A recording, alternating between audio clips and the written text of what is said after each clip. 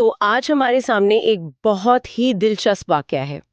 ये ऊपर से देखने में तो बस एक सेलिब्रिटी की अच्छी यात्रा जैसा लगता है, लेकिन इसकी परतों में मतलब आज के दौर की शोहरत, ब्रांडिंग और फैन कल्चर की पूरी कहानी छिपी है। बिल्कुल। बिग बॉस 19 की फाइनलिस्ट है तान्या मित्तल। वो बाकू जा रही थी और एयर अरेबिया की फ्लाइट में उन्हें एक ऐसा शाही ट्रीटमेंट मिला जो आमतौर पे आप राष्ट्राध्यक्षों या बहुत बड़े वीआईपीज के लिए देखते हैं। हमारे पास जो जानकारी है वो इस पूरी घटना को काफी बारीकी से बताती है जी। तो चलिए आज इसी पर गहराई से बात करते हैं और समझने की कोशिश करते हैं कि ये सिर्फ एक अच्छी फ्लाइट थी या फिर एक बहुत ही सोची समझी मार्केटिंग की मिसाल। हाँ, और ये सवाल बहुत जरूरी है क्योंकि ये कहानी सिर्फ तान्या मित्तल के बारे में नहीं है। सही। ये उस बारे में है कि आज के डिजिटल युग में प्रभाव या इन्फ्लुएंस का मतलब असल में है क्या। एक रियलिटी शो से निकली शख्सियत को एक अंतर्राष्ट्रीय एयरलाइन इतना सम्मान क्यों दे रही है। आज की बातचीत का मकसद यही है कि इस एक घटना से जुड़े हर पहलू को खोला जाए। मतलब एयरलाइन की रणनीति क्या हो सकती है, तान्या का रिएक्शन उनके ब्रांड के बारे में क्या बताता है, और सबसे जरूरी फैंस की जो प्रतिक्रिया आई उसमें छिपे संदेश क्या हैं। चलिए तो फिर सीन से ही शुरू करते हैं।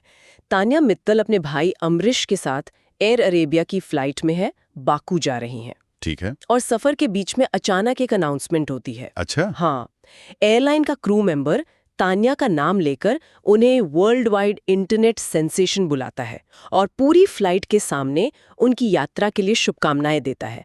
ये कोई आम बात तो बिल्कुल नहीं है। बिल्कुल नहीं। और यहाँ में थोड़ा रुककर सोचना होगा। एयर अरेबिया जो कि एक बजट एयरलाइन के तौर पर जानी जाती है, वो ऐसा क्यों करेगी? वही तो। ये महज एक अच्छा बर्ताव नहीं है, ये एक सोचा समझा रणनीतिक कदम है। वर्ल्ड वाइड इंटरनेट सेंसेशन जैसा भारी भरकम खिताब इस्तेमाल करके एयरलाइन सिर्फ तान्या को सम्मान नहीं दे रही, बल्कि उनके लाखों फॉलोअर्स को एक सीधा संदेश भेज रही है कि हम आपके आइकॉन को पहचानते हैं और उनका सम्मान करते हैं। ये एक तरह से उस पूरी डिजिटल कम्युनिटी को अपना बनाने की कोशिश है। ये बहुत दिलचस्प नुक्ता है। मतलब ये एक पत्थर से दो शिकार करने जैसा हो गया। हाँ बिल्कुल। तान्या को खुश करो और उनके फैंस का दिल जीतो। पर इसमें एक रिस्क भी तो है ना? कैसा रिस्क? मतलब एक बजट एयरलाइन अगर एक रियलिटी टीवी स्टार को इतना तवज्जो दे तो क्या उनके जो पुराने शायद ज्यादा पारंपरिक ग्राहक है वो इससे थोड़ा अलग थलग महसूस नहीं कर सकते? ये एक जायज सवाल है। हर मार्केटिंग रणनीति में थोड़ा जोखिम तो होता ही है। हाँ, खर्च आता है बहुत ज्यादा। उसकी तुलना में लगभग शून्य लागत वाला कदम है। उन्होंने सिर्फ एक अनाउंसमेंट की और एक खास अनुभव दिया, और उसका नतीजा क्या हुआ कि तानिया ने खुद उसका वीडियो बनाकर पोस्ट कर दिया। एग्जैक्टली। उन्हें लाखों लोगों तक मुफ्त में पहुंच मिली, और वो भी पूरी तरह से सकारात्मक और ऑर्गेनिक तरीके से।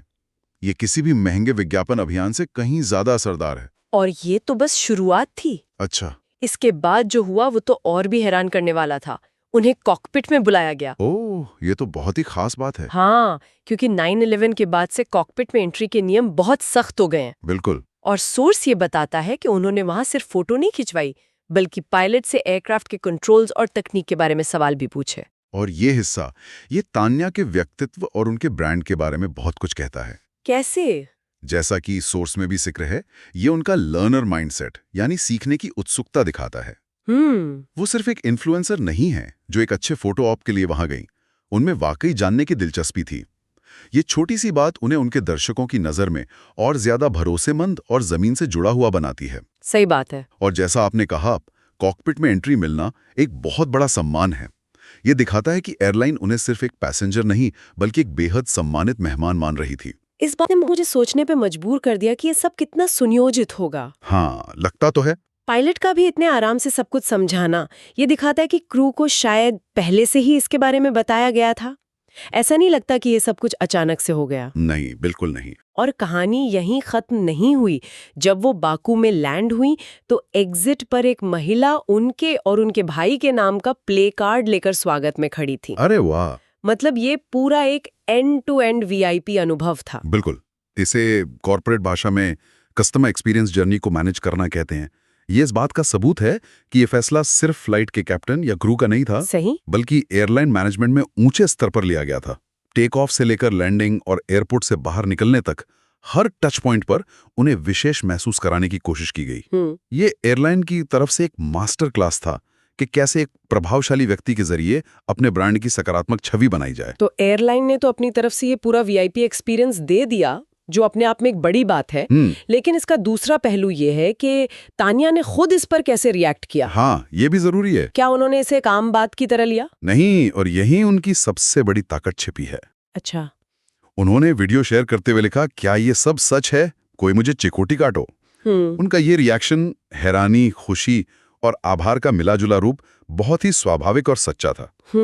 अगर वो ऐसा दिखाते कि हाँ, ये तो मेरे लिए आम बात है, तो शायद वो अपने दर्शकों से उतना जुड़ नहीं पाती। बिल्कुल। उनका ये कहना कि कोई मुझे चिकोटी काटो, ये दिखाता कि वो शोहरत को आम बात की चीज नहीं मानती, और यही बात उन्हें बहुत रिलेटेबल बनाती है। सही कहा।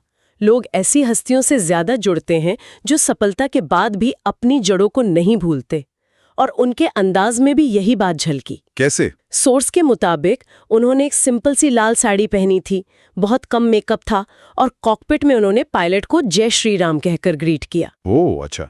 इन छोटी छोटी बातों का भी तो बहुत गहरा असर पड़ता है ना? बहुत ज्यादा। ये ट्रेडिशन मीट्स मॉडर्निटी का एक बेहतरीन उदाहरण है। एक तरफ वो एक ग्लोबल इंटरनेट सेंसेशन है जो बाकू जा रही हैं, कॉकपिट में है, लेकिन दूसरी तरफ उनका पहनावा और अभिवादन पूरी तरह से भारतीय संस्कृति से जुड़ा है। राइट। ये संतुलन आज के युवाओं को बहुत आकर्षित करता है। वो ऐसे आइकॉन चाहते हैं जो अपनी पहचान को लेकर शर्मिंदा ना हो, बल्कि उसे गर्व से दुनिया के सामने रखें। बिल्कुल। ये एक बहुत ही शक्तिशाली संदेश है।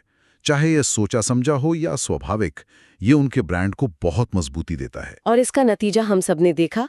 वीडियो वायरल हो गया, कमेंट सेक्शन में तारीफों की बाढ़ आ गई। हाँ, मैंने देखा। लोगों ने एयरलाइन को धन्यवाद दिया, तानिया के लिए लिखा आप इसे डिजर्व करती हैं, और कुछ बड़े मजेदार कमेंट्स भी थे, जैसे ऑरा फॉर्मिंग और क्यूटी पाई। एक बात जो सोर्स ने खास तौर पर बताई वो ये कि कमेंट्स में सिर्फ प्यार था, नफरत या ट्रोलिंग का नामो निशान नहीं था। और आज के दौर में यही सबसे बड़ी जीत है। सच में। ऑनलाइन दुनिया में जहां हर बात पर नफरत और ट्रोलिंग एक आम बात बन चुकी है, वहां किसी के लिए सिर्फ और सिर्फ सकारात्मक प्रतिक्रिया आना ये लगभग असंभव है। हाँ। ये दिखाता है कि उनकी पब्लिक इमेज कितनी साफ सुथरी और मजबूती से बनी है। ये इस बात का सबूत है कि उनकी ऑथेंटिसिटी या स्वाभाविकता एक ढाल की तरह काम करती है, एक शील्ड की तरह। हाँ, जो उन्हें उस नेगेटिविटी से बचाती है जिसका सामना ज्यादातर इन्फ्लुएंसर्स को करना पड़ता है। और ब्रांड्स के लिए ये एक बहुत बड़ा प्लस पॉइंट है। एक ब्रांड सेफ चेहरा हर कोई चाहता है। ये ऑरा फार्मिंग वाला कमेंट भी बड़ा दिलचस्प है। हाँ, ये नया है। ये आजकल का एक नया शब्द है जिसका मतलब है कि कोई इंसान अपने आसपास इतनी पॉजिटिव एनर्जी बना रहा है कि अच्छी चीजें खुद ब खुद उसकी तरफ खींची चली आ रही हैं। फैंस का ऐसा कहना दिखाता है कि वो तानिया की सफलता को सिर्फ किस्मत नहीं मान रहे, बल्कि उनकी अपने सकारात्मकता का नतीजा मान रहे हैं। हाँ, बिल्कुल। और ये फैन कल्चर की गहराई को भी दिखाता है। फैंस अब सिर्फ आप बहुत सुंदर लग रही हैं जैसे कमेंट्स नहीं करते। नहीं। वे मीम्स, ट्रेंडिंग शब्दों और गहरी भावनाओं का इस्तेमाल करके अपनी बात कहते हैं। ऑरा फार्मिंग कहना एक तरह से उनकी सफलता को आध्यात्मिक रूप देना है, जो उनके और तानिया के बीच के रिश्ते को और भी मजबूत बनाता है। ये दिखाता है कि फैंस सिर्फ उनके कंटेंट को पसंद नहीं करते, बल्कि उनके व्यक्तित्व से भी प्रेरणा लेते हैं। तो अगर हम इन सभी कड़ियों को जोड़ें, एयरलाइन की रणनीति, तानिया का रिएक्शन और फैंस का प्यार, तो इसका कुल मतलब क्या निकलता है? क्या ये सिर्फ एक वायरल मोमेंट था या इससे कुछ बड़ा संकेत मिल रहा है? नहीं, ये एक बहुत बड़ा संकेत है। ये घटना इस बात का जीता जागता सबूत है कि बिग बॉस जैसे रियलिटी शो का असर अब सिर्फ टीवी की टीआरपी तक सीमित नहीं है। सही। अगर आपकी पर्सनालिटी लोगों से जुड़ जाती है तो असल दुनिया में एयरलाइंस, ब्रांड्स और पब्लिक सब आपको हाथों हाथ लेते हैं। ये एक तरह से पुराने और नए मीडिया के बीच की जो रेखा है वो धुंधली हो रही है। हाँ। 10 साल पहले शायद ऐसा सम्मान किसी बड़े फिल्म स्टार या क्रिकेटर को ही मिलता। आज एक रियलिटी शो से निकली इंटरनेट सेंसेशन को मिल रहा है। ये पूरी एंटरटेनमेंट और मार्केटिंग इंडस्ट्री के लिए एक वेकअप कॉल है। तो क्या हम ये कह सकते हैं कि आज के दौर में सेलिब्रिटी होने की परिभाषा ही बदल गई है? काफी हद तक। अब बॉक्स ऑफिस पर 100 करोड़ की फिल्म देने से ज्यादा जरूरी शायद एक वायरल रील देना है। कम से कम एयरलाइंस और ब्रांड्स तो यही मानते दिख रहे हैं। काफी हद तक हाँ। अब प्रभाव को मापने के पैमाने बदल गए। पहले पैमाना था कितने लोगों ने आपकी फिल्म का टिकट खरीदा। आज पैमाना है कितने लोग रोजाना आपके साथ डिजिटल दुनिया में जुड़ते हैं, आपकी बातों पर भरोसा करते हैं और आपके जैसा बनना चाहते हैं। बिल्कुल। तानिया मित्तल की ये फ्लाइट इसी नई सच्चाई का एक लाइव प्रदर्शन थी। ये सिर्फ एक यात्रा नहीं थी, ये असल दुनिया में डिजिटल प्रभाव का शक्ति प्रदर्शन था। और ब्रांड्स ये समझ चुके हैं कि इस नई करेंसी एंगेजमेंट और ऑथेंटिसिटी, हाँ, एंगेजमेंट और ऑथेंटिसिटी में ही असली ताकत है। ये वाकई सोचने वाली बात है कि एक इंसान का डिजिटल प्रभाव इतना शक्तिशाली हो सकता है कि बड़ी-बड़ी कंपनियां उसके लिए अपने नियम तक मोड़ने को तैयार हो जाएं। सही कहा।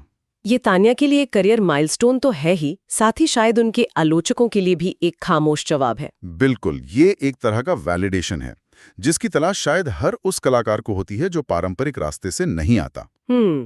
ये घटना साबित करती है कि प्रभाव और पहचान सिर्फ बॉलीवुड या क्रिकेट के मैदानों से नहीं आते, बल्कि एक डिजिटल स्क्रीन और एक सच्चे कनेक्शन से भी पैदा हो सकते हैं, और उसे दुनिया की बड़ी-बड़ी कंपनियां भी सलाम करती हैं। तो कुल मिला के तान्या मित्तल की बाकू की ये फ्लाइट सिर्फ एक हवाई यात्रा नहीं थी, ये आज के दौर की शोहरत का, डिजिटल दुनिया के असल दुनिया पर पड़ते असर का और एक रियलिटी शो के स्टार के ग्लोबल सेंसेशन बनने की कहानी का एक प्रतीक थी। और ये हमें एक अहम सवाल पर सोचने के लिए छोड़ जाती है। क्या? जब किसी का डिजिटल प्रभाव इतना बढ़ जाए कि अंतर्राष्ट्रीय ब्रांड्स उसे सार्वजनिक रूप से इस तरह स्वीकार करने लगें, तो क्या ये सेलिब्रिटी होने की पारंपरिक परिभाषा को हमेशा के लिए बदल देता है? और ये दूसरे ब्रांड्स को क्या संकेत देता है कि प्रभावशाली आवाजों की अगली पीढ़ी उन्हें कहां और किस रूप में मिल सकती है? फिल्म स्टूडियो में या फिर इंस्टाग्राम फीड पर? अगर आपको ये वीडियो पसंद आई है तो इसे ज़रूर लाइक करें, कमेंट सेक्शन में अपना ओपिनियन बताएं और चैनल को ज़रूर सब्सक्राइब करें। मिलते हैं अगली वीडियो में, तब तक के लिए नमस्कार।